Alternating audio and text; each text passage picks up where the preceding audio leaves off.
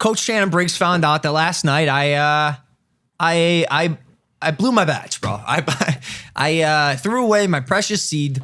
My ejaculate was put somewhere not in my penis. It's floating around in the ether. And also, by the way, same with this morning. Oh. And I fucked up. I fucked up.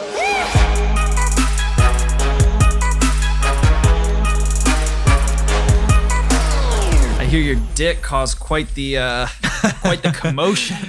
My dick? Yeah. Shit. That's just what I hear. Well, what's new, if I'm being honest?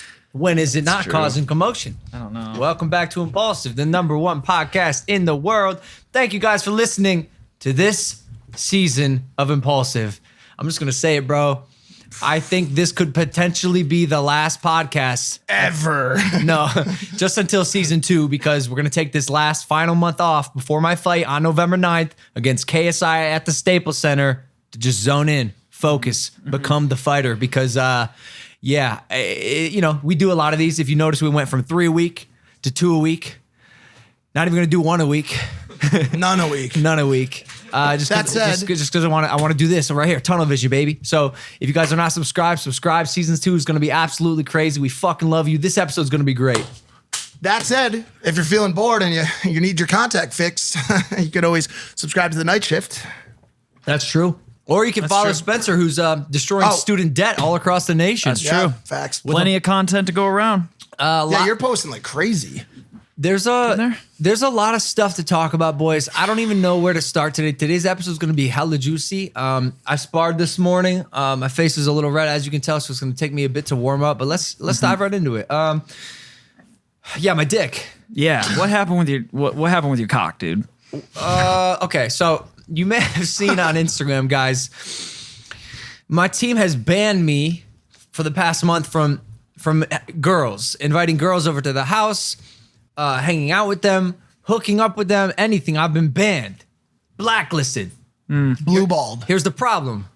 I'm 24 years old. I'm a horny, young, fighting male. Yep. Full of testosterone. And it's not that I can't stop having sex, but I can't stop having sex, bro. I can't, just cause, bro, I mean, fuck. If you got a golden set of goose, you're gonna flock to the par. Yeah, you're gonna let them fly. What the fuck did I just say? So wait. Where were you when this sexual encounter happened? Me? Yeah. That's confidential, my guy. The point is this. How did it initiate? The point is this. Unless you know the safe word that we used in London. Oh, by the way, we got a safe word in London. Really? The security team's like, if anything goes wrong or anyone asks about any information, well, we can say it now. No, because it might stay for the next one. No. We'll switch it up. It was Alpha 99. Alpha 99. we got a problem here. Alpha 99. Alpha 99. Alpha 99. We had a fucking code word. But the thing is, that's a whole nother story. Yeah, let's stay focused. Because I can't. Because there's so many, bro. I'm melting down, bro. I'm losing it. No, I can't. You can't. Because there's too many shits, bro. You've had a rough morning, huh? Yeah, I guess he'll get there. I'm gonna sit back. Well, because here's why he had a rough morning. Okay. Coach Shannon Briggs found out that last night I blew my batch, bro. I threw away my precious seed. My ejaculate was put somewhere not in my penis. It's floating around in the ether. And also, by the way, same with this morning. Oh. And I fucked up. I fucked up. So I go to spar this morning. First 2 rounds, yo, I'm not getting hit. It was awesome. I'm fucking this dude up. And then all of a sudden I'm like, shit. I blew my batch, bro. I can't do anything. And then I started taking some shots to the head. And Mike came out this morning. He was like, yo, Logan, I heard you got your ass beat. I'm like, nah, not really the case, but yeah, I could have done better. And then Shannon started yelling at me because I blew it. And then I started yelling at Mike for enabling me. And then Shannon and Mike started yelling at each other. And this is where it got tricky. Because Mike, I realized, and he told me this, he goes, I don't value my health enough to not argue with Shannon Briggs. Not at all. Most people, if Shannon gets in your face, bro, you shut. Something's got to give. It was a wall, me with my back to it, and Shannon Briggs in my face. I had absolutely nowhere to go. I did not crawl through 10 years of blood, guts, drug abuse, and whatever other fucking matter could be on you, scar tissue, to get disrespected or shut down by anyone. But also, my pride and my integrity is the only thing I give a fuck about in this world. And if that means I'm going through a plate glass window to protect it, I'm a fucking do it. But also, most of the time. The shit today was fucked up, okay?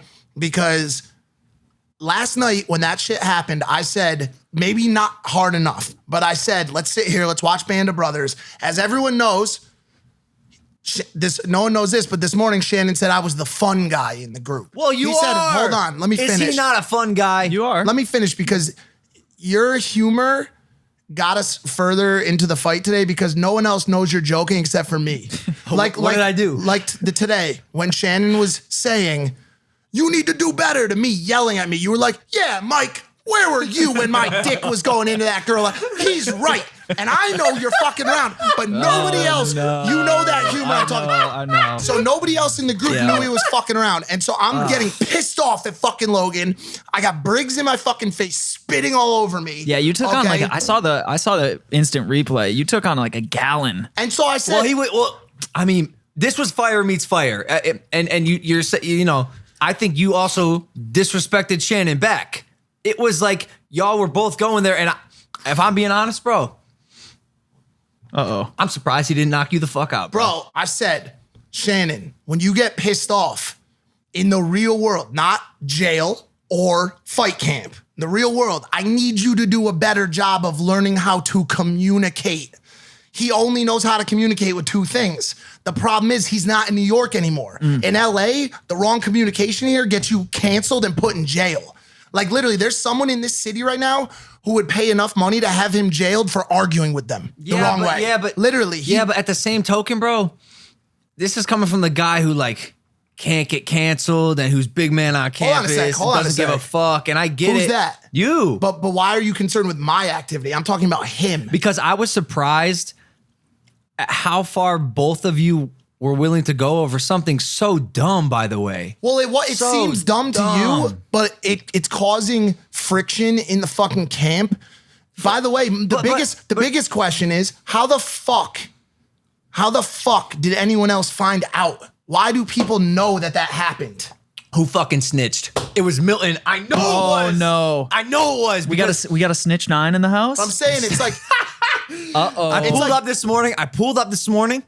9:30 a.m., right on time for practice, and Milton happened to be here as well. He goes, where were you? I was like, getting gas. He goes, yeah, I saw your Instagram story all night. I was like, big tank. Because the other thing is, G-Wagon.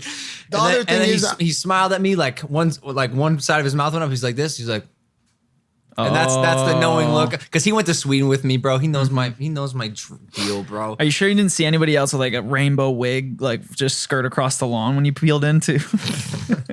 I'm not sure I understand. Me neither. I joke. just laughed. It's funny. I told to imagine 6'9".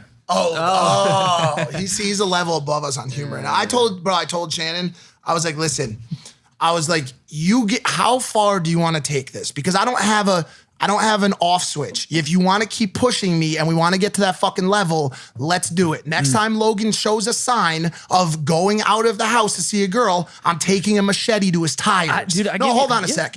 Do you want that? That was my question. Do you want me to slit his fucking tires? And by the way, we found out the answer is yes now. More so, when I get into a rage, no matter how hard he's trained, I can fucking restrain him. I assure you that, okay? Because it's like PCP. 50, 60 cops can't stop a PCP guy. When I get like this, bro, it's bad. It's very bad. Yeah. Okay? Dude, he's the heavyweight champ of the world. He's talking about restraining me. Oh, I can't. Nobody can restrain Shannon Briggs. Oh, okay. Nobody can restrain Shannon Briggs. No, that's impossible. He's talking about restraining me. Got it. He thinks he could restrain me. I mean, we'll have to put it to the test and see. But how about you keep me out of the place where we have to do that? How about we just focus? You've been focused 99% of the time, which is still more than KSI. You're still going to win the fight. You're going to win the fight decisively. Especially when you go to 100%. But can we just get that 1% right so I don't have to deal with fucking Briggs anymore? Or does this environment help you? Do you thrive off this in a camp? Because I know it's a lot different than the first fight. What do you mean, me? Like this high octane, crazy energy. Me, yes. I something about me that I learned last year was I thrive in chaos. When things are hectic and nothing's going right, I'm like, okay, how can I piece this together and make something out of bullshit? And so, yeah, man, like I'm cool with it. Like I'm chilling right now. I think this thing that happened this morning was important, not only for me, because like, let's be honest, I'm not going to need him to slash my tires now. Like I'm a pretty driven dude. I think anyone who knows me will tell you that. Like I don't need direction now. It's very clear. Like it's on me to not be swayed by the feelings of my peen. Right. But I think we're all aligned now that there's no more lapses, no more severe and continuous lapses in judgment. So the process of ejaculation did affect you? Like I know that's a rumor. I know some fighters say it doesn't happen. He doubled up. It's tricky because every fighter we've had on this show, I ask, hey, do you do the thing where you don't have sex 30 days before the fight? Every single one is like, nah, man, that's a rumor. Like I know guys who are fucking like fight day, except I think it's circumstantial. I think it's different for everyone. The problem is I doubled up. Like I think if I just did one like this, it relaxes you, and that's what it was. It wasn't a conditioning thing. My conditioning's sick right now, bro. Like I'm resting heart rate in the ring. I'm just like chilling, bro. And the problem also is I can take hits like to the face, and so I'm like I'm no problem. Bang, bang, bang. And starts. I mean, look at me now. Like I'm fine right now, and I took like a decent amount of headshots today, but it's almost like I start using my head as defense because I know I can, and it's a horrible fallback. Well, you need to stop using your other head as offense. Yes. Okay, for like just the next 30 fucking days. Yep. That's it. Like no problem. Like it even surprises me because I know you, and I know that you're not one of those types of dudes. I'm one of those types of dudes. I'm not. You're not even so when you tell me last night, you're like, yo, so-and-so just hit me up. I'm like, bro, what are you fucking doing right now? You don't even care about nutting that bad. You fucking don't. Here's the thing. Because I learned this morning. I was like, why am I doing this? Because like, I'm like joking when I say I'm horny. I'm not. Like I'm pretty fucking sexual right now, if I'm being honest with you. Like I don't really feel the need to hook up with. So what do you chicks. think the real reason is? Except this morning and last night. The real reason is, bro, I'm doing it because people tell me I shouldn't. Ooh, you know what I'm saying? I am a young little rebel. I'm a rebel, dude. Damn. It's why I do most of the things that I shouldn't do, bro. When someone tells you that you can't, you're like, oh yeah. That's that America in you. That's that America. I want to lash out. Yeah, it's bro. the America in him, which is why we have such high violent fucking crimes, high drug use, and obesity. It doesn't lead to anything fucking good. Yeah. And by the way, take it from someone who knows better than anyone. Okay, like his having 2 times a sex like in the past day. Like compare that to the shit I've done when people told me not to. Usually people tell you not to do something because you fucking shouldn't.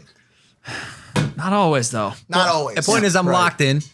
And I know this all sounded probably pretty entertaining. The only thing that could have made it better is if we captured it on film, which we did. And you guys can see it in our Snapchat show that we're going to be releasing shortly. We partnered with Snapchat, full-on show. It's called Countdown to Fight Night with Logan Paul. That's me. And it's, I think, 7 or 8 2-minute episodes behind the scenes of what this training camp, also death camp, also champ camp looks like. And this episode in particular is going to get heated, Mike versus Shannon. But it's all good now. They made amends. We're all on the same page, and everything's great. It just happened on a day for me that I just wish it hadn't. Like Mike's going through a lot today. He talked to me in the shower. I was naked. We did our usual Logan naked shower talk. And Mike's like, dude, I can't do this today. I'm like, you can, Mike. There's probably one time a year where I start to feel like, yo, I potentially could have this meltdown. And so like, I've talked a lot in the past about people when they want to compare talent versus drive and what the biggest catalyst for success is. And I always throw this third one in that's a curveball, and that's the ability to multitask 100 different situations. Okay. So where one person struggles at times to maintain one task, I am on the daily with a completely scientifically and computerized brain managing 50 fucking jobs at once. The FaZe Clan Love Sack deal that I'm running right now that no one watching this knows about is enough for 1 to 2 people by itself. No one even knows about that. It's a deal, millions of dollars in negotiations, photo shoots, pop-ups, product development. No one even knows about that. And it's now they do. Now they do. But like, it's like, so like hey, all man, of if it those was things. easy, everybody would do it. Yeah. You got that skill set. And I told him that. And he's had that skill set for 6 to 8 years. And I said, one of two things is happening.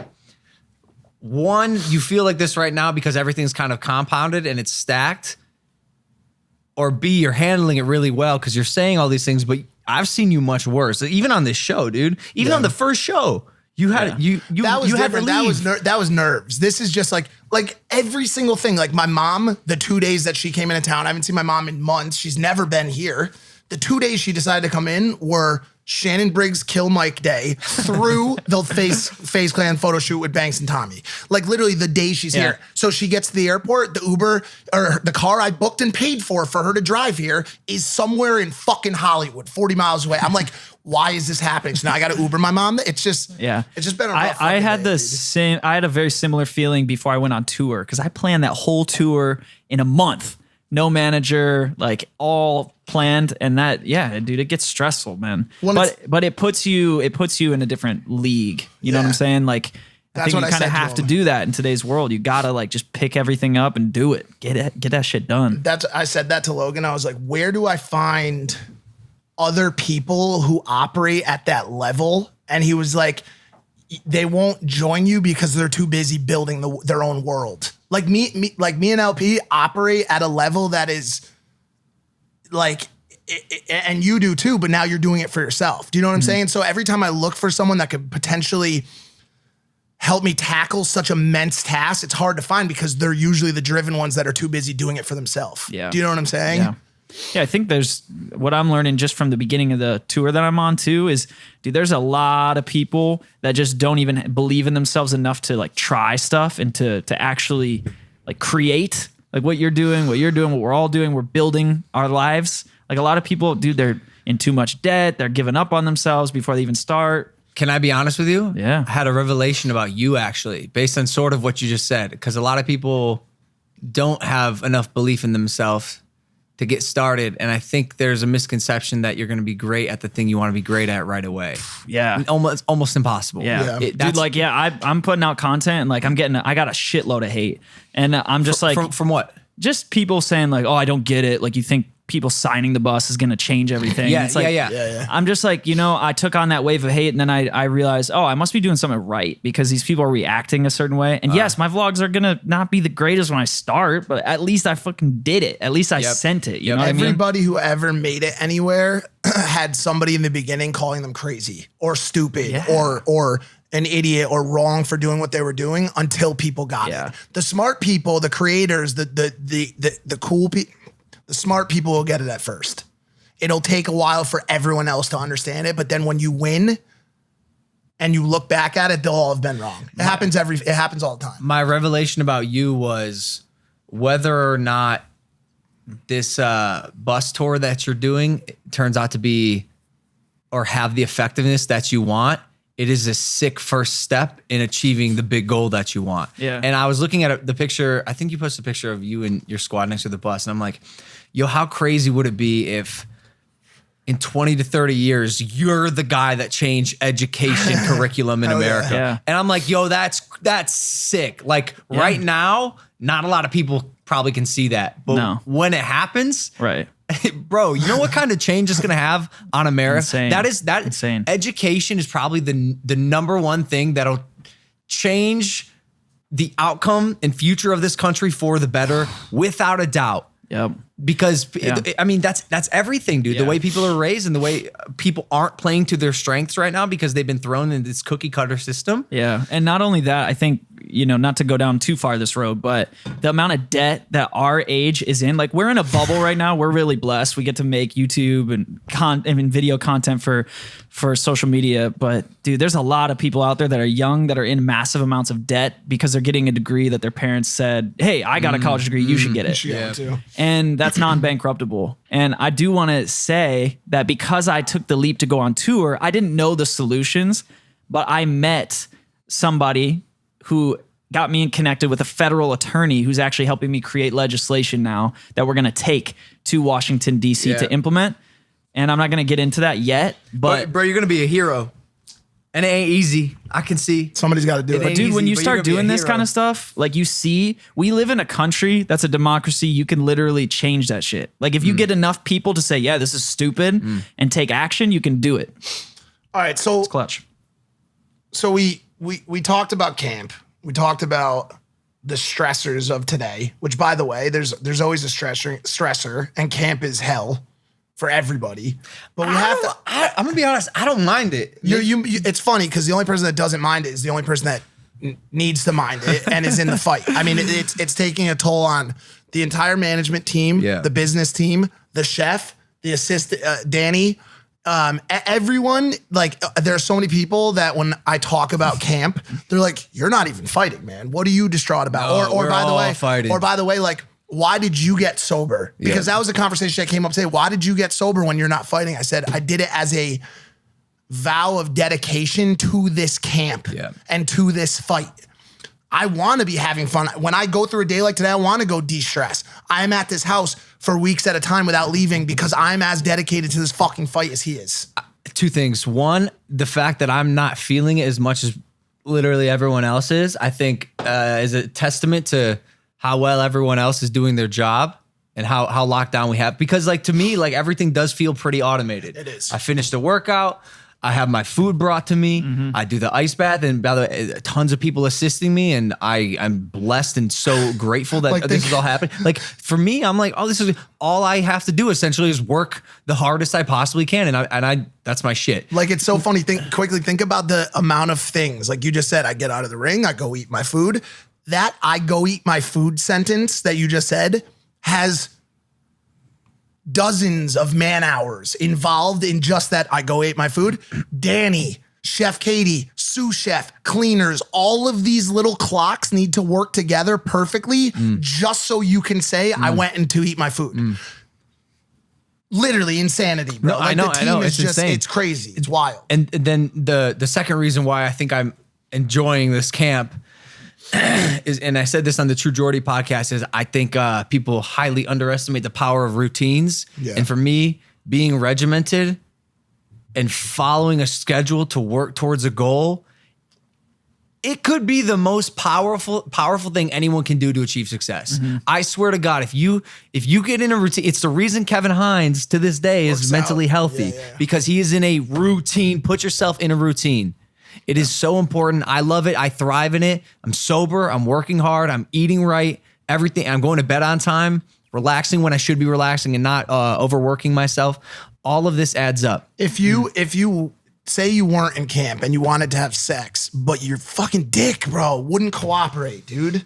Like you couldn't get it hard, for example. Okay. This is a great segue, actually, and I appreciate you doing this. Guys, if you love sex, you'll love BlueChew.com. Blue Chew offers men a performance enhancement for the bedroom because we all like to go a little longer and last a few extra rounds, except not me anymore because I'm in fight camp. But if you want to last longer, BlueChew.com has the same ingredients as Viagra and Cialis called sildenafil or tadalafil. There's a good chance you know what those are. They work faster than pills, up to twice as fast, and they can be taken on an empty or full stomach. It takes a few minutes to connect with a BlueChew.com affiliated physician, and if you qualify, you get prescribed online quickly. Gives you confidence in bed every time. You and your partner will love it. I love saying this every time. Chew it and do it. I got a great deal for you guys. Go to BlueChew.com, get your first order free when you use the promo code Logan. Just pay $5 shipping. That's BLUE Chew.com and use the promo code Logan. There's one thing I wanted to say. Yeah. I was going to say, where's next? Just because this is I wanted to hit on the True Geordie podcast. Before we talk press conference? Because look, I mentioned it, and Geordie released the fucking Release podcast, the fucking the contract. No, I'm in phase mode. Release the podcast, Geordie. I asked him, Mike, I was like, hey, we did this sick podcast with Geordie. Like, I want to post maybe some clips on my main IG because I liked a lot of the stuff that was said. It was me, Geordie, Jake, Lawrence, and Mike. Like 5 pretty guys who like know how to keep a conversation going. And I think he's holding it till closer to the fight, but nah, we're gonna push him. And that shit, and you want to talk juicy. That shit got fucking juicy. Yeah. I mean, what didn't we touch? We touched on everything from Jana to Logan's fighting, to Logan's potential heavyweight bouts, to me as a porn star. Like, I mean, we literally touched on every fucking It was great. topic. And Jordy's, his whole poop You fetish. dirty dog. Did you guys talk about it? Bro, we started, so we get there. Hold on. Let's step back a So little excited bit. for this. Let's step back a little bit. So we're in London. We're on enemy turf. And we're going on the show, and I'm skipping ahead a little bit because I want to go back to the press conference, but we sit on the show of potentially one of the biggest, both physically and viewed, podcasts on YouTube from the UK. And so, normally you would go in there, you'd show a ton of respect. And right off the bat, you would say, we're here. What are your questions for us? Let's let him drive it. Yeah. I made sure that we all right away Address the elephant in the room. Bro, we sat down and he's like, how was that press conference? And Logan goes, Jordy, I do want to just start off by saying this, you dirty dog. You dirty boy. Literally. And then all me, him, and Jake, bro, I'm dropping sentences that are like, man, that must have been a really shitty time for you. And I know it was crappy for everybody that had to watch it, but how did you pull yourself out of the dumps? Literally, like just pounding away, bro. It was so and fun. It was great. But that's gonna be a dope podcast. But the question, I think the biggest thing on everybody was asking during it was, how did things go today? And so I want to back up At the press to the conference. press conference, Yeah. which I mean, yeah, go ahead. this picture sums it all up. I mean, God damn. This was one of the most fun moments of my life. I swear to God, I had so much fun at that press conference. And if you saw last year's London press conference, I noticed my Ohio accent's coming back, by the way. I think it's the mustache. It's the A's, Yeah, huh? It's the the mustache. stash. If you remember last year's London press conference, I ended up walking off just because I didn't want to be there, and I was just sullen and downtrodden. And this year, I made it a point to just have fun, dude. So the first thing I did was shave this mustache onto my face, and by God, did it work with this outfit? You got that tight turtleneck, the $100,000 VVS chain, the clear glasses, the British hat. Dude, I think Cartier bracelets, rings. I think you found your one outfit. I think you should replace everything in your closet with maybe different colors. You're already You speaking found his it. language, bro. We have an event to go to. Should we say what event? Yeah, sure. We got an event to go to this Friday. Quickly, we'll knock it out in a couple hours and get him home for rest. But we're going to the Pornhub Awards. Pornhub Awards. On Friday. We've got very good seating. As you know, I have some connects in that space, and they were more than excited to bring good old LP into it. And he has already said that he is very excited to wear this outfit to the PH Loro Awards. Piano Gator belt, like my guy. Wow. So I put on this outfit and I'm just thriving. This is my favorite outfit ever. And we pull up and it's such a different vibe this year because I'm confident in my fighting ability. Not just confident as a person, as myself, which I was last year. I love myself, right? I believe in myself. But it's different when you believe in yourself and you can trust yourself to do the thing that you want to do. Facts. Last year was a toss up, man, I hope I learned enough boxing in 3 months to beat this kid. This year's yo, I'm a fucking good boxer this year. I'm a really solid boxer. I'm fucking up pros. Yeah. And that confidence is the reason I'm able to stand. By the way, on the stool, one hand in the air, take a deep breath and just look at all the fans who are booing me and suck the energy from them and use it to demolish the man across from me, which unfortunately was JJ. Yeah. It was a complete and utter demolition. And listen, we go back and forth on this a lot, me and the other team, and everybody wants to talk about oh, he's just doing that to big up his boy, or they say some other dumb shit. But let's be honest. You watch this press conference, you're looking at someone who is as cool as a cucumber, is establishing complete and utter and decisive dominance from a posture, from a what he's saying standpoint. If you watched that press conference and you saw him on enemy turf in front of thousands of fans that wanted to kill him, according to their words, and you saw this, you have to be scared as fuck if you're JJ, bro. You have to be. You look like a blend of Bob Ross and Thanos. Interesting You know what I'm saying? combination. I would have said he can make any art he wants, but he could also destroy anybody With at the the same snap, time with a with the snap. snap. I would have said Charlie Chaplin and Dwayne Johnson. Ah, that's pretty good. That's pretty good. But Yeah, man. I was thinking the same thing. Like, I think even the JJ fans, like I know Joe Weller came out, even Jordy came out, and they're like, "Yo, like Logan took the dub on that one." And like, again, not to stroke myself, but I think it's pretty obvious, man. I was in my element. I felt good. My team was with me. Everything about this fight, I'm so fucking excited for. He brought a dog out in the beginning that looked like Kong. Did you see that? It didn't really look like Kong. It didn't look like it was a Pomeranian. It was just not well thought. You had treats.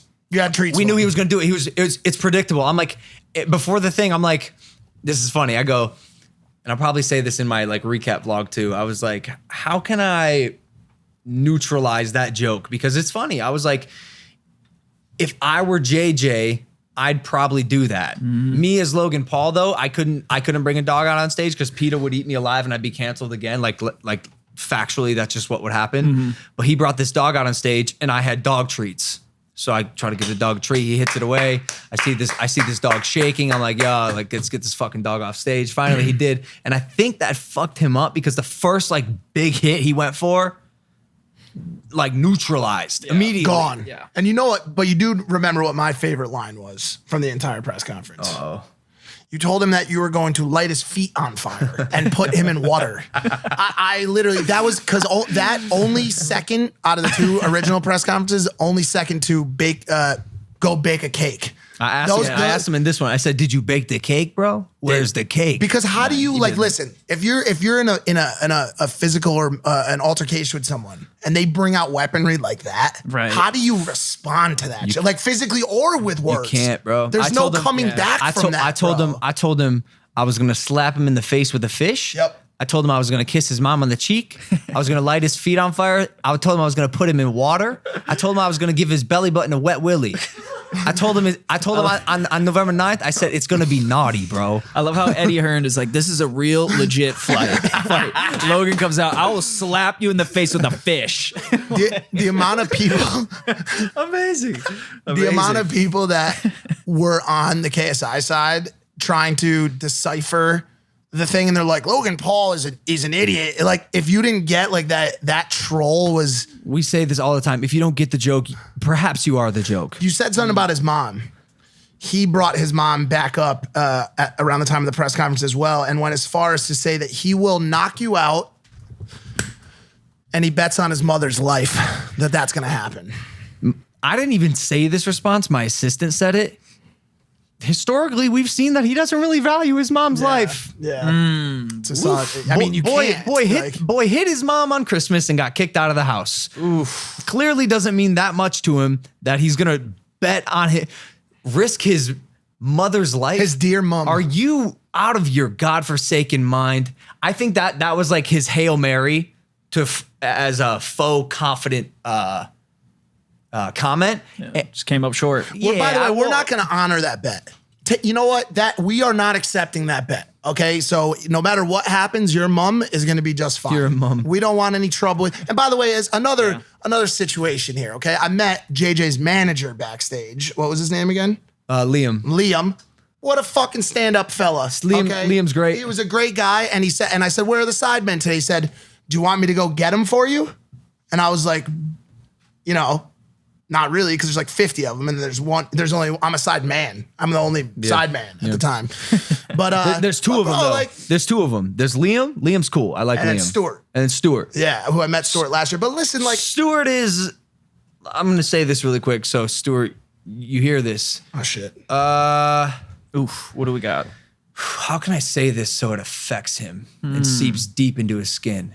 Say something about his tactical planning abilities. You little fucking bitch. Ooh. I am not a part of this. Wow.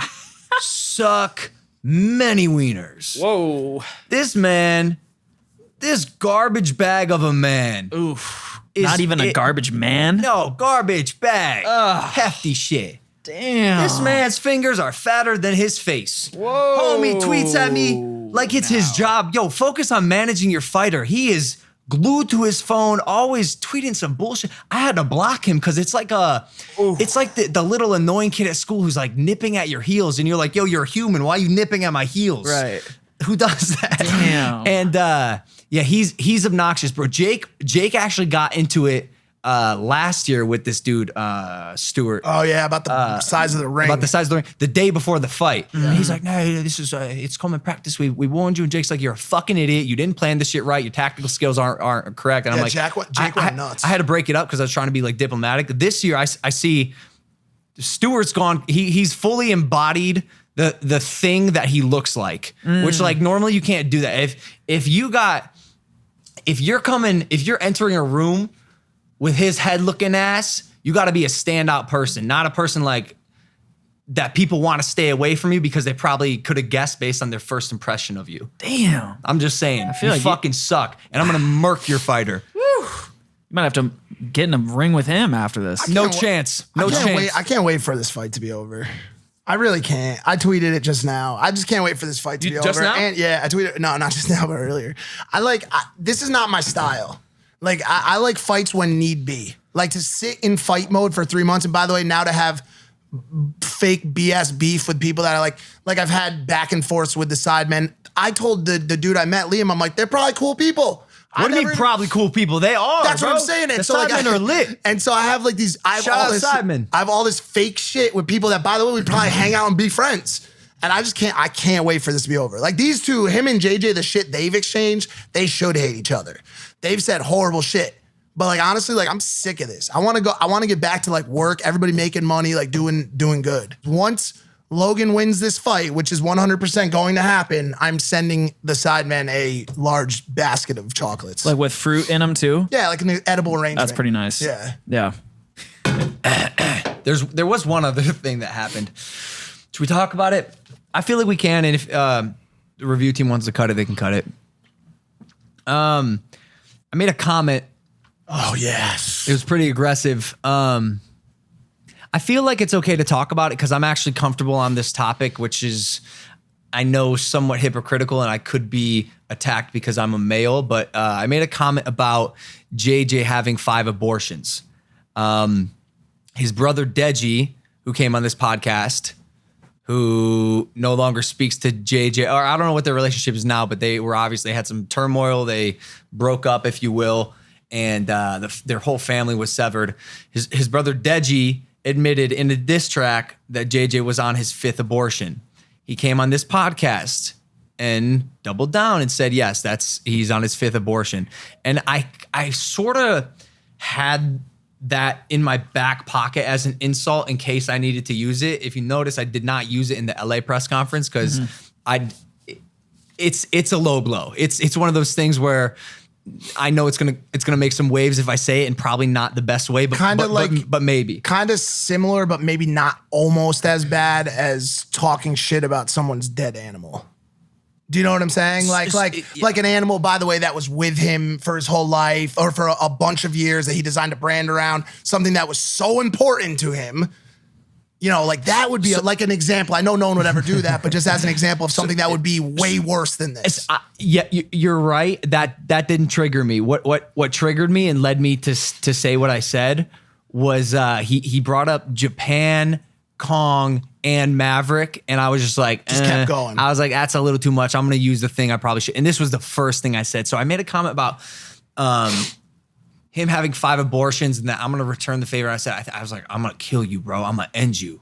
And it was purely fight talk. I didn't dive into the complications of abortion. I didn't say if I was pro-life or pro-choice. I just said, I'm going to return the favor. Now, this was the weirdest phenomenon I've ever witnessed in my career as an internet creator. Whoa. We're at dinner in London, and the way this works is usually one tweet catches fire and starts to go viral a little bit, retweets, favorites, verified people start to comment on it, gets traction, eyeballs, eyeballs, eyeballs.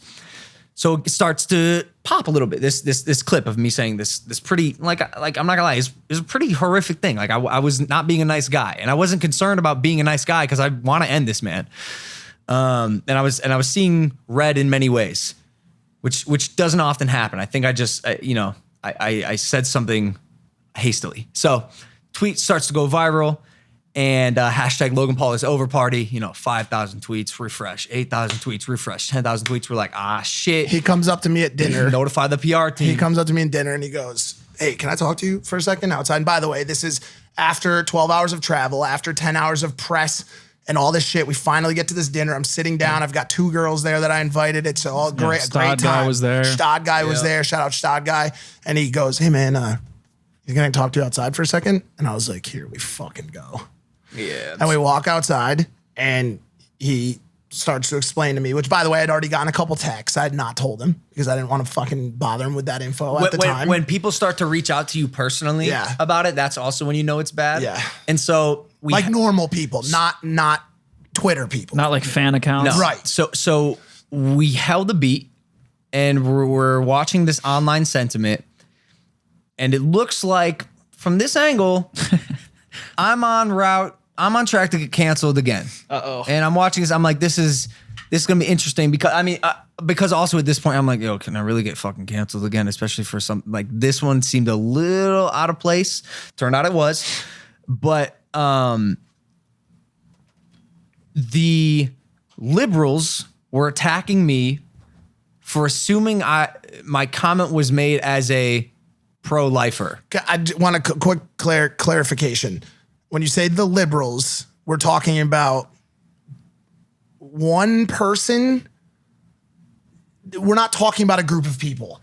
The Logan Paul is over party, probably on the bad side of it, the people tweeting against him probably had 1 or 2 verified people. And then I don't want to take steam out of where your story is going, but I don't want you to make it seem like there was a massive group of people because in reality it was a bunch of K-pop fans. We found out K-pop fans were dick riding the hashtag hard and using it to post K-pop shit. But so it wasn't as heavy as we thought it was. But so the few people that came after me were almost immediately neutralized in a big way by pro-life conservatives. Verified, blue check, big following. Yes. Pro-life conservatives are like, we hate to say it, but we agree with Logan Paul. And then I'm sitting there watching it, and I'm like, wow. I'm like, okay, here's the scenario. Logan Paul made a statement that is in no way tied to any kind of women's rights. In no way, shape, or form. The statement, and by the way, we went over every minute and possible scenario. Here's what it was. It was slightly chauvinistic and it was harsh, but I didn't take a stance, which was odd because there was the assumption that I was pro-life, and then the pro-choicers attacked me, and then the pro-lifers came out and defended me. And then they started fighting. So they started fighting. The cancel cultures are literally trying to cancel each other. They're out. Like, you're canceled. And then the other side was like, no, you're canceled. And the other side was like, no, you're canceled. And we're sitting at dinner watching it happen. I sent him a text. Multiple. We were going back and forth, management team, the PR teams, everybody. I sent him a text that said the following. You were taking, at what point does pro-choice become the defense of blatant irresponsibility on a man's front? So he has, according to his brother, according to the stuff we've heard, he has been using abortion as a form of contraceptive. Which is my problem with it, because also here's the caveat, and some of the this is so confusing. Some of the pro-choicers came out and said this as I was being canceled by the pro-choicers. If y'all remember, I had this tweet that went semi-viral a while back, and I said I took the liberty of drawing tiny dicks on the 25 male senators who voted to ban abortion in Alabama. Yo, I'll say it. I'm pro-choice. Pro-choice. I am pro-choice, and I'm happy to be vocal about it. Which is the weirdest. It was the weirdest. I was being canceled by pro-choicers. And then the pro-lifers defended me, but I'm pro-choice, and now everyone's just getting confused. Wow. And I didn't say any of this, bro. This sounds like Inception. Crazy. What dream am I in at this point? My issue with JJ was with 5? JJ, by the way, not with the women that had the abortions. And by the way, we don't know if there was more than one. If it was one, if it was his longtime girlfriend, because I know he had a girlfriend for a while. I don't know what it was, but my issue with JJ was what Mike said, which was the irresponsibility in using abortion as a form of contraception, which I think is, again, blatant irresponsibility. And I think he deserves to be dragged for it. So that's what I attempted to do. And so, okay. what we end up having here, now we're still sitting at this dinner, we're having this massive conversation. And now I want you to imagine Logan as a tree, a tall tree standing there, okay? And he's given the cancel culture a big axe, and other times he's given them a motherfucking napalm bomb to burn that tree down, okay? This time he gave the cancel culture a limp micro penis to chop the tree down. And so they're standing there and they're like, Logan Paul's canceled, ding, ding, ding. And it's doing nothing. And so I'm sitting there and I'm like, these morons have no ammo. And so we get in this crazy conversation. Now we've got the PR team, the management, the business team, the lawyers, everybody looped in on this group chat. And 2 out of the 12 people are saying the following statement. He needs to issue a quick and direct apology. Oh, So we jump in. you hate to hear that. I jump in. Other people who I won't mention jump in, and we say, there will be no apology today. Yeah. There will be no fucking apology today, because here's the reason why. One, it doesn't warrant an apology because I'd be happy to watch him clarify it, which he's doing right now. One, it doesn't warrant an apology. And 2, more importantly, how fucking far have apologies gotten this kid in the past? I was just gonna say. If anything, it makes it worse. Mike said to me at dinner, he goes, yo, just to let you know, a Logan Paul apology is absolutely worthless. I go, yeah, you're Not happening. 100%. Unless- What was that? What was the situation room with the PR team? I don't want to put them on the bus, but like they get that. It's like they're playing solitaire and they're like, wait, what's going on? Oh, it's an apology video. No, they This is here. I'll lay it out so you don't say it. Hot button issue. Very, very hot button issue. When a hot button issue gets involved, people freak out. They lose composure. Okay. we just felt that because I did not take a stance and I said something that was harsh in the context of a fight where I am trying to kill this man and he's trying to kill me, because that could happen in boxing. And we're taking it that seriously. Both of us have dedicated our entire lives to it. We definitely didn't feel like an apology was necessary. Maybe a clarification, which like Mike said, we're doing it now. But we waited a beat and it looks like it was the right thing. And by the way, if this goes out, which I hope it does, I hope that this lightning that has struck the lightning rod in some way, shape, or form creates a conversation, because at the end of the day, it raises a question. If you are pro-choice, and maybe this isn't a question for a man to answer, then ladies, please step up and have this conversation without us, okay? At what point does pro-choice become blatant irresponsibility on the account of the man? I love that question. This is a big question, because if a woman has gone, one woman, multiple women have gone for 10, 15 abortions, at what point does it become harder for the pro-choicers to defend the stance that is so important in this country right now, that women should have the right to abort? At what point does this start to fuck up their stance? Imagine going to the pro-lifers and with a woman that has had 20 fucking abortions, just nicks in life everywhere, because they have irresponsibly not decided to use contraception. My initial reaction is, what is the cost on them, or is this a cost that taxpayer dollars would take care of? To me, that would matter, because then it's like, are we trying too hard to jump in and control somebody else's life? I think it's a personal cost.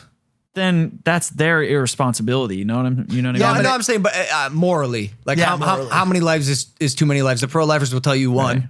Yeah, you know. Yeah. But I think it comes back to these senators with the dicks on their heads. Yeah, it's like, that's not our call. If you, my issue with that was that they're all men. Like, suck the little dicks on your face. True. You even having this conversation right now, to be honest, it's questions. Hold on a second. It's tricky, because the only female we have in the room right now is Danny. We can ask questions. Yeah. I am not making any fucking statement here. I'm not making, besides that I personally feel that women should have the right to do what they want with their bodies. But my question is, not my statement. You said and it. if you're watching this, no, not that again. Yeah. Where do you draw the line? In short, like, is there an end to that? Like, when you get to 3, 4, 5, like, I don't know. And it's a question. It's just a question that I'm posing. Like, is there an end to where it can go or should go? I don't know. All right. I think that wraps that up nicely. I hope we did that whole thing justice in explaining that story, because it was an interesting phenomenon. And shout out K-pop. Shout out K-pop fans for just blowing that thing to the fucking moon. We also got lucky. Trisha Paytas. Because it was the same day that Trisha Paytas admitted that she was really... What did she say? She said she's a transgender woman to man, but the man is a drag dressing up. Oh, okay. Wait. So she says she's I a got transgender woman to man, but the man dresses in drag to make him appear female. Have you ever seen someone's head explode on a show? Yeah. My head will pop off, bro. Go straight through the fucking ceiling. Point is, she got that happened. That and happened. It confused the masses. And she out-tweeted us. I think it had course. 20.8 It's and we had crazy. 20.5. Shout out to Trisha. Thank you. You had pro-life and pro-choice doing this with my thing, and then the LGBTQ comes in and they're like, I don't think so. I don't fucking think so. Goodbye, Trisha. And now it's just this like It was like watching. myriad of It was like watching a 3-way game of Battleship between protected groups. And like they were like, and "Fuck Trump. you, B2, bitch." And Twitter was just Trump had blowing just up. declared war on Turkey. Turkey. He with his infinite wisdom. Oh, you didn't see that? Oh, you didn't see that, Spencer? No, bro. I'm trying to be out here positive. I was meditating by a river. Pull this yesterday. fucking tweet up, please. Oh my This God. man said, This no. was- This man said, in my great and unmatched wisdom. Unmatched wisdom. This was man has. crazy. So I say to myself, at what point is he straight up trolling? Because that's what the right will say a lot of the time. Is he trolling? Want to know something? I read the other day that I don't know if this is true or not, but Donald Trump has 12 Diet Cokes a day and can watch between 4 to 8 hours of TV every single day. Did you guys see that? 4 to 8 hours of That's a TV. lot. 8 TV. hours of TV daily. 12 Diet Cokes. Which one is worse? Wait, currently, or was this when he was in Billionaire? No, now he's drinking. As I have stated strongly before, and just to reiterate, if Turkey does anything that I, in my great and unmatched wisdom, consider to be off limits, great. I will totally destroy and obliterate the economy of Turkey. I've done before. I've done it before. They must, with Europe and others, watch over. Spencer. Wow. Just so everyone is aware. I can't believe I'm saying this. Turkey is one of our allies, okay? They're friends of ours, okay? And so that's like me literally saying to you on this podcast, Spencer, right now, that in my great and unmatched wisdom, if you ever miss a show again, I'm going to destroy you. You're my friend. What the? So by the way, I read this before the press conference. I'm sitting there reading this tweet and I'm like, and I haven't slept. I was already about 30 hours into my 72-hour no sleep binge. And I'm sitting there and I'm like, is this real? Or am I hallucinating? Like, is this really fucking happening? Yo, right but now? I mean, how many times can you have that reaction before? Like, this didn't surprise me. I'm thoroughly entertained at this. I'm just like, you gotta be fucking kidding me. What? Great and unmatched wisdom. Nah, fuck that. This is a step up. Everybody always says that, like, at what point do you stop being surprised? And for the most part, I'm not surprised. When he says he's gonna shoot up Americans on the street on Fifth Ave, that's fine. Like, that's not fine with me, but like him saying that, I would expect it. When he threatens the destruction of a global superpower that we are allies with, I start to say to myself, what the fuck is going on right now? I don't How know. is that possible? So is this? I know very little on the situation at all, but Good. is this? He knows very little on the situation, just so you fucking know. Yeah, I don't know. I don't even want to dive in. Me neither. It was just interesting. Donald Trump, man, Didn't get Never ceases stabbed. to amaze. Anything on the feeling of security and safety. And Did you guys have royal guards? Was that true? We had pretty big ass security guards. Our security guards would be in the street protecting us, making sure we didn't get hit by any cars, and a car would go by and like honk his horn at our security guard, and our security guard would be like, "Yo, shut the fuck up." He literally went in the dude's window, and the dude was going like, you know, the drivers that go like this, Yeah, like that. He kept doing that, and the security guard walks over so slowly, sticks his head in the guy's window, and goes, "Shut the fuck up, keep fucking moving." Like literally gets in the car, and then the dude just rolls his window up and drives away. Oh my Yeah, And what did he say? He was like, that was like a 4 out of 10 or something like that. Yeah, he's like, if you really wanted to see me do it, I would have ripped him out of the car. I'm like, all right, we're protected probably. So yeah, we felt very safe. Amazingly successful trip. We also decided to test our security as much as possible. We went to the press conference, and with all the stabbing, the acid risk, all of these very serious threats that cost the police there a lot of money, and it was a very real deal. In our infinite and unmatched wisdom, we decided not only let's go to a big group dinner afterwards, but then let's go to a dark nightclub as well. And so we ventured into a very popular dark London underground nightclub. And after all of the talk about attacks and knivings and all that stuff, we got there and they played It's Everyday Bro. What the fuck was the DJ that? just fired it off. No one asked him. No one asked him. They played It's Everyday Bro. I'm like, Jake, did you request this? He's like, no. Not to mention 5 different groups of people at the club sent bottles to our table. That's incredible. I mean, and a large group of them came over and said, "Oh, I just want to let you know we don't fuck with KSI. We're Logan Paul fans and we're rooting for you in November." I'm like, this went completely different than I thought it was going to go. Every time I've been in London, I love London. I love the people. Obsessed. They're always so nice to me, so kind, which is why, when JJ rallies his fans at these press conferences, I ain't too concerned. They're like, 12 to 16-year-olds who hold their middle fingers up like, guys, this doesn't do anything. This doesn't affect me. I get you want to express yourself, but I got hit with a couple nickels though. Yo, crazy, collected crazy. all of them, dude. Everyone on stage got hit by projectiles except Jake and I. Really? I saw a nickel hit JJ.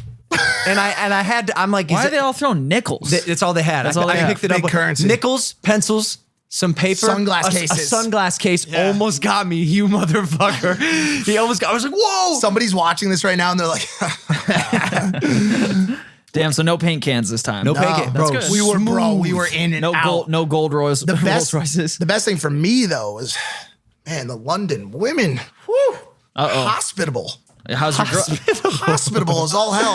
How's your girlfriend gonna feel about that? Well, she's actually a porn star who has sex with a lot of men. So I don't think she's really gonna give much of a fuck. I don't have a girlfriend, Spencer. Shut the fuck up. Although, there is other news.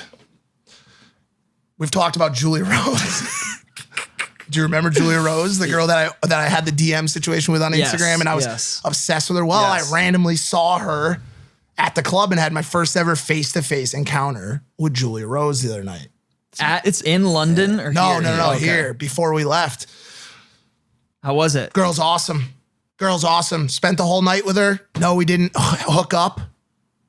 I don't know if you think we did or we didn't, but we didn't. Did you get it? Did you get anything creative in there? Did you talk to her at all? Did you tell her she was a good chugger like the other crush? Or was it a little more smooth than that? It was great. I mean, we went to a bunch of parties. We went to a party that Tyga was at during the midst of his Tyga-Kylie dilemma. So that was interesting. We went to a bunch of parties, but we hung out. She's a cool girl. Cool chick. And by the way, she said, what's the deal with all this stuff on the podcast? Because it was funny because I didn't know if she would know about it or if she would try to play it off. But she was like, what's good? Like, why are you always talking about me? And I was like, I don't know, it's really cute and shit. Like, I was like trying to take a page from Logan's book on it. Suave as shit. No, you know what I do? I hope none of them watch it. Some of them watch this. No, it's like an hour deep, dude. We're way deep. Only Dylan's watching. Some of them. I'll be like, some of them watch. I'll be like, yo, you said this on your podcast. Like, what the fuck? And I'm like, nah, it's just that's content, babe. Sex sells. So like, I gotta pretend. Bro, it's funny. It's funny you say that because she was like, just one question I've been dying to ask you. Did you fuck Riley Reid? And I was like, oh no. And I had just finished a 20-minute rant on how powerful my platform of honesty and transparency is. And I was like, you had to tell the truth. Fuck. Yeah. It was a while ago. And also, by the way, I wore a condom. All right. But she goes, and then she asked me other questions after that. And I was like, but you got to understand, a lot of it's just for content. A lot of it didn't, a lot of it's just for content. We're just trying to get which actually, by the way, it ain't too far off sometimes. Like we definitely maybe exaggerate. We're pretty honest on this show, if I'm being honest. All right. What else? That started with a DM and look at this great thing. It could potentially blossom into. I wanted to comment on. I DM some fan accounts. Yep. every day. I'm happy you're talking Every about, day. I'm happy you're talking about Every single day. There's two in particular. I got to give a shout out to these guys. Team Maverick LP, literally every single day. And Team Maverick USA. There we go. Yo, they are, first off, fan accounts are fans in general are the greatest thing ever. The fan accounts that can measure the online sentiment, collect data, videos, pictures, and give them to me and provide, like she provides both of them so much value in my life because I can, from a fan's perspective, and they aren't being like yes fans. They can tell me like, yo, this was funny. This wasn't. Can you act like this press conference? Don't be a moron this time. And I'm like, okay, cool. So they're honest with you. They're not blowing smoke up your ass. I mean, that's how I like it. They are our eyes and ears. Except I will say, and just like anyone in this house, if I get an opinion from them that I don't agree with, I'll be like, you're right. No, like not this time. I don't agree with that. I'm going to keep doing what I'm doing. Right. But I think if more people connected with their fans, specifically fan accounts, there is so much value in this. Do you know who operates these? The one I do, she's from Australia, Team Maverick LP. There we go. She's great. Got to have her out to the fight. One of them's coming. Team Maverick USA is. She asked me, "What do I wear? Help, please. You're Mr. Fashion now, because I got a mustache and shit." True. I said, "I'm not. Haha, just dress nice, because she's gonna be a front row to the fight." And by the way, they're all like friends. So I have one. They all know I have each one other, on Twitter that's called Hey Little Mike, aka Mike's niece. Shout out, Hey Little Mike. And so I follow her on Twitter, but she's in a group chat which I see. Maybe someday I'll comment. And she's in it with Team Maverick USA and all those other people. This one's cool. This one's my favorite. It's on Twitter. Favorite on Twitter. Future Pogan Law. Whoa. So it's me, but in the future. Damn. So far, so good. Yeah. You look Wow. good, bro. I don't know. They aged me pretty rough, I think. Yeah, that's like clearly you had a couple too many fights in you. I don't know. Yeah. London was a blast. And It was a lot of travel. It was a lot of travel. We came up with a game. Maybe you could play it at home. Oh my God. This was weird. It was. How do you explain this? It was post being awake for 24 hours. We had pulled an all nighter. 24 hours for you. 24 hours for you. I was 72 hours from not sleeping. I was hallucinating, losing my mind. I told Logan, I said, this is nothing that's happening right now is good. I need you to get down here. He was like sending me texts and I was like, I need you to come down and talk to me. I'm in bad shape right now. But we pulled Mike together with this game. It's a fun game. You should play it when you travel. We would come up with one of our friends' names, and then we'd give a scenario, sort of like Taboo, where you can't you have to come up with something that rhymes with it, given the context of a situation. For example. No, let me give one, all right? Yep. All right. Mike Malak. I'd be like, all right, Mike Malak. You're really far away from home, and you got to return on your two-wheeled machine. And you got to come up with something that rhymes with Mike Malak that describes that situation. You're really far away from home, and you got to return on your two-wheeled machine. And in that circumstance, you'd really have to bike way back. So Andre said, and by the way, we did this for 3 hours. 3 fucking hours. And so Andre goes, you are a very active bowler, and you've got some beef with someone that you wanna get even with. Strike payback. So get your friends. Literally the names. dumbest shit. Like this, and when you think of all the like glamour and glitz that comes along with like being like a big time like influencer and shit, this is what we do. That's what we do for fun. We're in the back of a fucking cab, big ass like limo thing, just playing this game for 3 hours. Yeah. So maybe you could play it at home to pass the time. What other stuff? I can't believe it was that fun. Oh my God. The game or the trip? The game and the trip. It was fun. I don't know. Is there anything else we need to bamboozle about? Hey friends, do you ever find yourself wishing that you could make some extra cash with your NFL knowledge? And MyBookie, they want to make your dream come true this season. Right now, all players are invited to play in the free $50,000 Survivor contest. Winner takes all. Wow, $50K? Woo! Two more than 48,998. Pick one team each week, survive the longest, and you can take home $50,000 in cash. Make a successful deposit with MyBookie, and you'll receive a free entry in the contest today. If you're the kind of guy or girl who likes to bet a little to win a lot, try a parlay. For instance, if you like a couple of the big favorites this week, parlays are perfect because they let you bet multiple games together for a much bigger payout. So if you're going to bet this season, do the smart thing and go to mybookie.ag because no one gives you more ways to win. And if you really want to support your team this season, don't just sit on the sidelines. Get in the game, folks. If you want to join MyBookie, we'll double your first deposit. Join right now. Use the promo code Logan to activate the offer. That's promo code Logan to double your cash. MyBookie.ag today. You play, you win, you get paid. Do you think arcades are the first step in making kids want to gamble when they're older?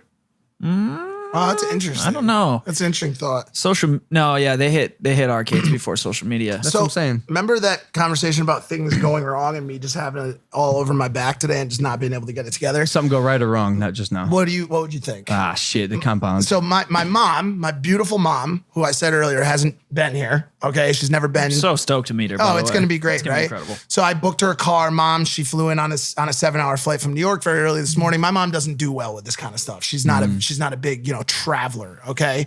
So my mom got to the airport. I booked a car for her. The car they booked at a location that was 30 miles away. So I had to Uber her there. Is anyone listening to me or should I literally jerk off in my own mouth right now? No, we're What listening. the fuck are you guys doing? Are you texting each other? Do you give a fuck about my mom? I've never What? met her. Okay, Yeah. quickly, let me Just finish before everyone just zones out. again. Preferably just finish, but don't finish in your mouth. Okay. So I Uber her to another car location to get a car, and she just texted me and said, the car broke down. And I said the following. Oh my God. Mom, you've got to be fucking kidding me. Oh my Olivia, God. please handle this. Now, that would be great, my assistant Olivia, except she's watching the podcast. She's not fucking being an assistant. Olivia! Go, Olivia! Thank you, All Olivia. right. But please get my mom off the side of the 405. Please. Wait, have her send us a photo Oh my just so we know God. it's real, because your mom could be just complete BS. I'm assuming I'm gonna love your mom because I love your sister, and I'm blessed to know that they invited me to Thanksgiving in Hawaii with them. What? Yeah, Yes. yeah. So I Wow. love spending Thanksgiving My sister with my friends. Are you gonna families. go?